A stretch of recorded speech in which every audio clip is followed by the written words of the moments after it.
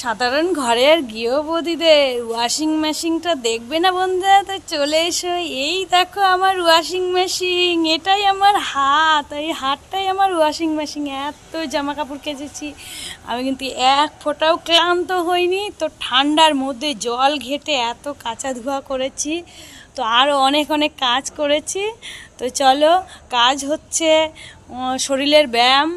ও কাজ কাজ করলে মন ও শরীর দুটোই ভালো থাকে। তো জামা কাপড়গুলো তুলে নি।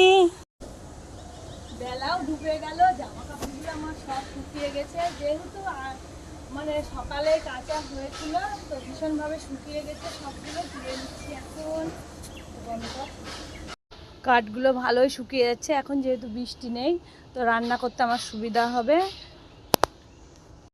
জামা কাপড়গুলো তুলে হয়ে গেল, আরও কিছুটা আছে, তো এগুলো ভাঁজ করতে হবে। চলো টাটা।